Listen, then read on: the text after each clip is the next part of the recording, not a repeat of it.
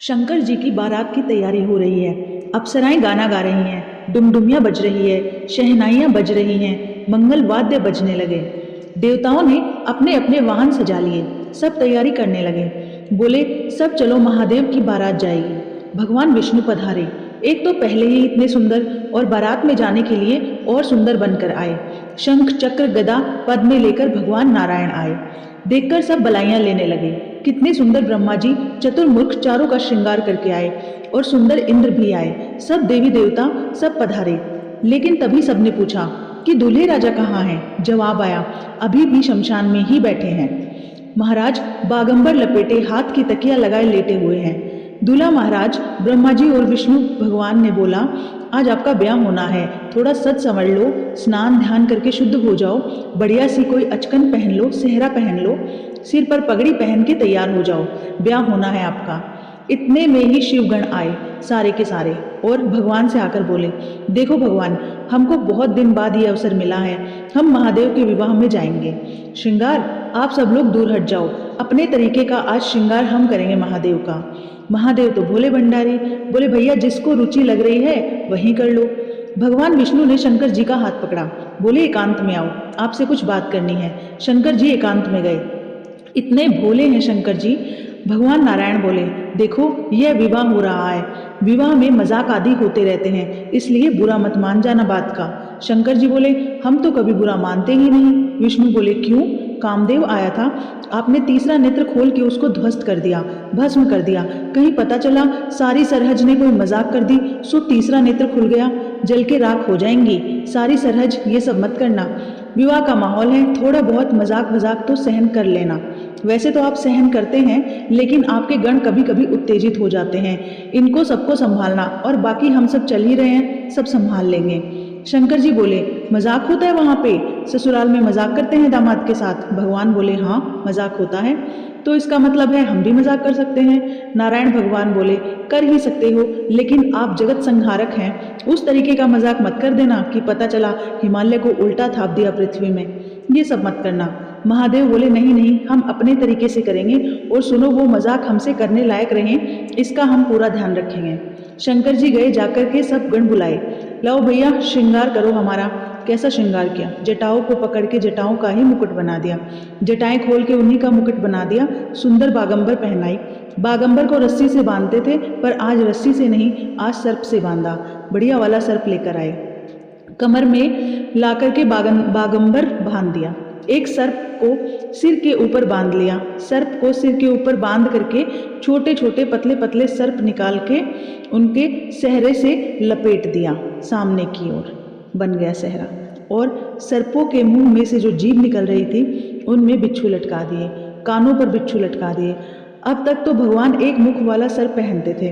भगवान शंकर जी बोले, तुम थोड़ी देर के लिए जाओ, बहुत दिन हो गए तुमको गले में। बोले, 5-5 मुख वाले सर्प ले आओ, ये दूल्हे राजा तैयार हो रहे हैं। श्रृंगी भृंगी बोले, भगवान ये नारायण भगवान बहुत चमक रहे हैं, इंद्र भी बहुत चमक रहे हैं, ब्रह्मा जी भी बहुत चमक रहे हैं, हम भी चमकने चाहिए। शंकर जी बोले, जाओ शमशान में अभी अभी चिता जली होगी, उसकी भस्म लेकर आओ, गरम गरम चिता की भस्म लेकर आए। महाराज अंग पे लगाई, पैरों पे लगाई, वक्ष पे लगाई, मुख पे लगा करके बोले, अब चमक रहे हैं कि नहीं? बोले, बढ़िया चमक रहे हो, अब तो चमक गए बिल्कुल आप तो। शंकर जी को ऐसा तैयार किया, श्रृंगी भृंगी ने जय जयकार करके बोले, दूल्हे राजा तैयार हैं, बारात लेकर चली जाए। विष्णु भगवान ने जैसे शंकर जी को देखा, बोले, जय हो, आज तो हिमालय में जय जयकार नहीं हाहाकार होगी, ऐसी बारात जा रही है। नारायण भगवान ने तभी कहा, बोले एक काम और कीजिए। बोलो क्या? अब सब लोग अपनी अपनी पंक्तियां अलग अलग कर लो, हम नारायण हैं, हम अपनी पंक्ति अलग लेकर चलेंगे। ब्रह्मा जी आप अपनी पंक्ति अलग लेकर चलो, हे इंद्र तुम अपनी पंक्ति अलग लेकर चलो, सब अलग अलग दूल्हा अपनी पंक्ति लेकर अलग जाएंगे। सबसे आगे नारायण चले गए, उनके पीछे ब्रह्मा जी जा रहे हैं, उनके पीछे इंद्र देवताओं की सभा लेकर के जा रहे हैं, और सबसे पीछे शंकर जी, और शंकर जी के 10-5 गण। श्रृंगी भृंगी बोले, हे गुरुवर, हे महादेव, देखो इतनी बड़ी बड़ी ये तो बारातियों की इतनी संख्या है, और जिनका ब्याह है हम लोग तो 5-10 ही हैं। शंकर जी बोले, इसमें इतना परेशान होने वाली क्या बात है? विश्व में जितने शमशान हैं सब हमारे ही तो हैं, सब जगह जाओ, जो भी भूत प्रेत पिशाचिनी डाकिनी शाकिनी बैठे सबको बुला लाओ, सबको लेकर के चलेंगे हिमालय, को सबको कह दो आज हमारे स्वामी का विवाह है, उत्सव है, कोई पीछे ना रहे। जब राम जी की बारात जा रही थी तो उसमें सारे भूत प्रेत आए और जैसे ही प्रेत जाने लगे तो प्रेतों की हाहाकार हुंकार और उनके चाल चलन को देखकर इंद्र को बड़ा अजीब लगा। अयोध्या के सब लोग डर गए उनको देख के। तो इंद्र आकर वज्र लेकर खड़े हो गए और सब भूत प्रेतों से बोले कहाँ जा रहे हो। भूत प्रेत बोले हमारे राम जी की बारात है, हम भी साथ जा रहे हैं। साथ में इन्हीं के नाम से हम लोग प्रेत योनि से मुक्त होते हैं, तो इनकी बारात में हम क्यों नहीं जा सकते। इंद्र बोले चुपचाप जहाँ जहाँ से आए हो वहीं लौट जाओ, यहाँ दिखना नहीं मुझे, यहाँ अवगुणों का प्रवेश नहीं है। राम जी की बारात में केवल सगुण सगुण जाएंगे, अवगुण नहीं जाएंगे। और वज्र का भय दिखा करके सब प्रेतों को रोक दिया।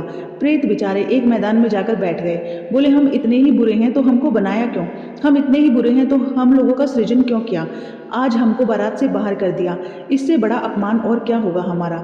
इतने में पीछे पीछे नंदी पर बैठे श्रृंगी भृंगी के संग महादेव जा रहे थे। महादेव बोले श्रृंगी भृंगी बड़ी भीड़ लगी है, देखो तो क्या हो रहा है। महादेव जैसे ही पहुंचे सब भूत प्रेत रोने लगे। बोले हमारे साथ बहुत बुरा हुआ है, हमको क्यों बनाया। इंद्र ने अपने वज्र का भय दिखाकर हमको रोक दिया। बोले राम जी की बारात में तुम नहीं जा सकते, तुम सब असगुण हो, केवल सगुणों का ही प्रवेश है। महादेव तो भोले बाबा दीनदयाल, इतनी दया आ गई।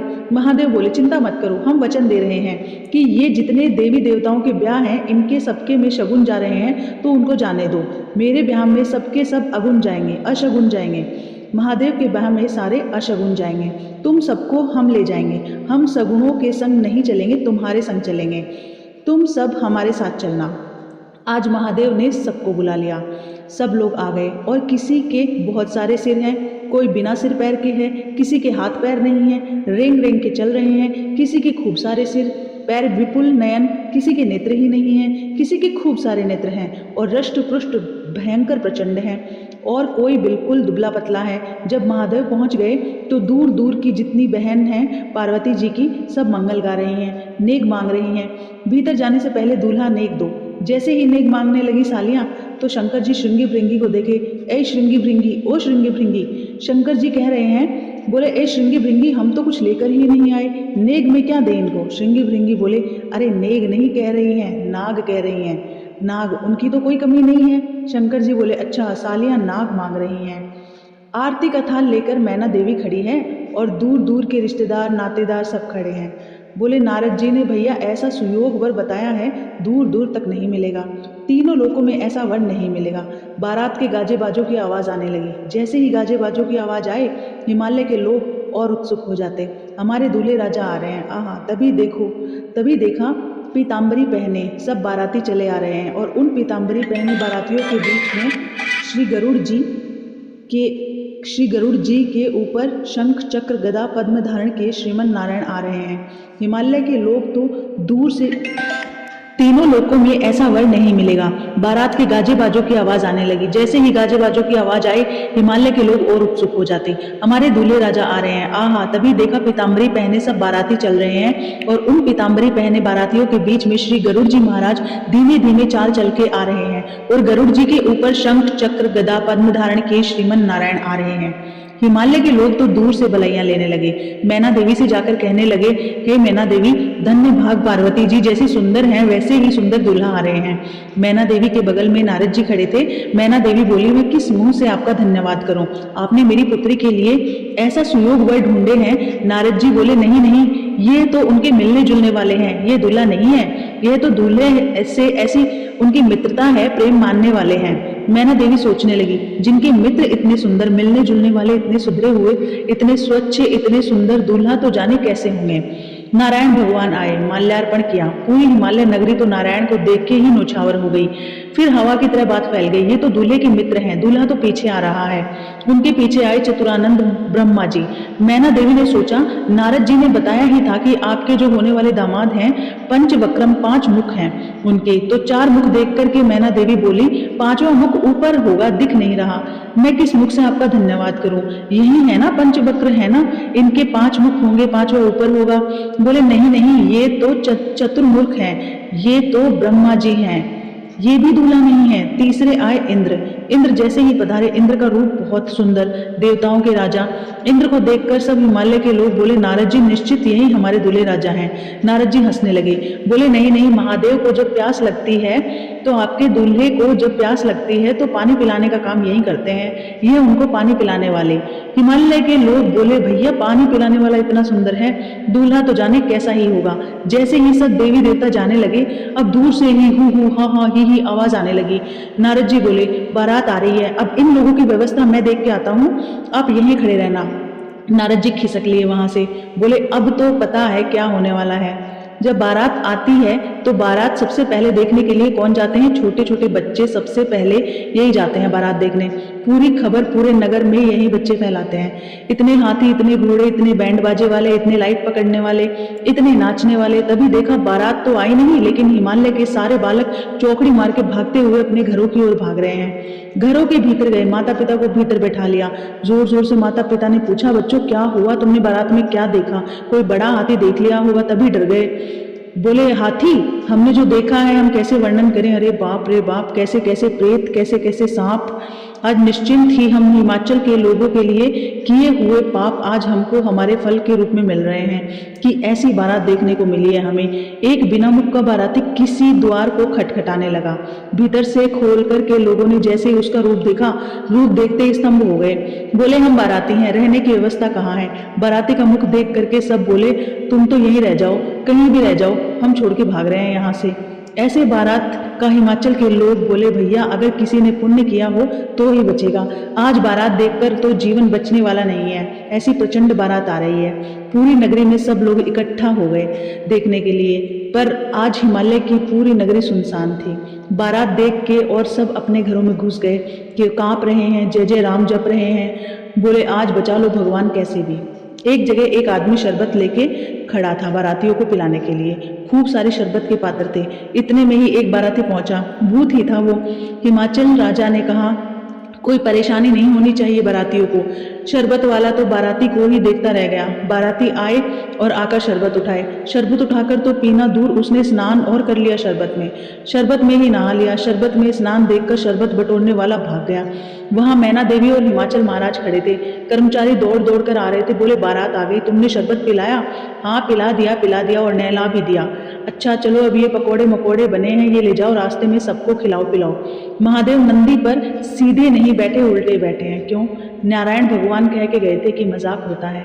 बोले हम ही प्रारंभ कर दें। उल्टे बैठकर गए नंदी पर और श्रृंगी भृंगी से कह रहे अरे इंद्र की जमात, नारायण की जमात, ब्रह्मा की जमात से कम तो नहीं लग रहे हैं? बोले नहीं महाराज, अपनी जमात के आगे तो कोई नहीं, सबरी जमात फीकी पड़ रही है। हमारी जमात के आगे ऐसे भूत प्रेत, ऐसे ऐसे बाराती तो किसी बारात में नहीं आए होंगे।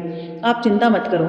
महादेव बड़े प्रसन्न हैं। बोले बहुत बढ़िया, कोई कमी नहीं छूटने पाए, करो बढ़िया व्यवस्था। मैना देवी हाथ में थाल लेकर खड़ी हैं।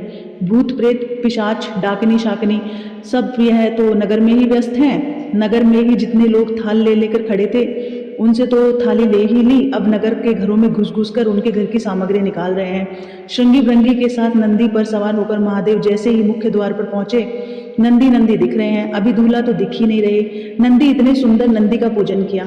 पूजन करके महादेव मैना देवी बोली दूल्हा कहाँ है? नंदी के ऊपर बैठे हैं। किनारे आकर के देखो तो उल्टे बैठे, मुख तो दिख ही नहीं रहा, पीछे का अंग दिख रहा। मैना देवी बोली श्रृंगी भृंगी से दूल्हे राजा को कहो घूम जाए, उल्टे क्यों बैठे हैं? श्रृंगी बोले यह देव है महादेव, यह नहीं घूमेंगे, यह जैसे हैं वैसे ही बैठे रहेंगे, तो फिर तिलक पूजन कैसे होगा? बोलो नंदी घूमेगा। नंदी उल्टा हुआ, तब महादेव बैठे हैं और सारे काम खराब करवाने वाले श्रृंगी भृंगी हैं। आप नीचे मत उतरना, आप दूल्हा हैं, सासू जी ऊपर आएंगे तिलक करने। सारा महादेव को भर दिया उन दोनों ने। अब शंकर जी भी बिल्कुल भोले, जैसा जैसे बता रहे वैसे वैसे कर रहे। भगवान नारायण वैसे तो बड़े प्रिय हैं, पर वह भी दूर खड़े खड़े उनको भी आनंद आ रहा। बोले बढ़िया है, ऐसी भी एक बारात होनी चाहिए, जीवन भर याद रहे सबको। मैना देवी बोली नारद जी ने बताया निश्चिंत ही श्रेष्ठ होंगे।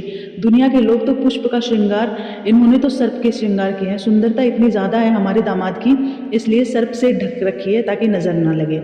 श्रृंगी से कहा जरा बोलो, नेक चार करना है, अपना मुख दिखाएं। सर्प की लड़ों को हटाकर जैसे ही महादेव ने अपना मुख दिखाया, प्रचंड रूप महादेव का देख करके पूरे मुंह पर भस्म लगी हुई थी। महादेव भस्म लगा करके तो वैसे ही हाउ बिलाऊ सा लगता, व्यक्ति वो भी महादेव भस्म लगी है, भस्म के ऊपर ही काजल लगे हैं, भस्म के ऊपर ही पान चबा रखा है। ऐसे विचित्र महादेव को देख करके मैना देवी तो वहीं मूर्छित होकर गिर गई, हाथ से थाली गिर गई, चीख मार के जितनी सखियां थी सब भाग गई वहां से।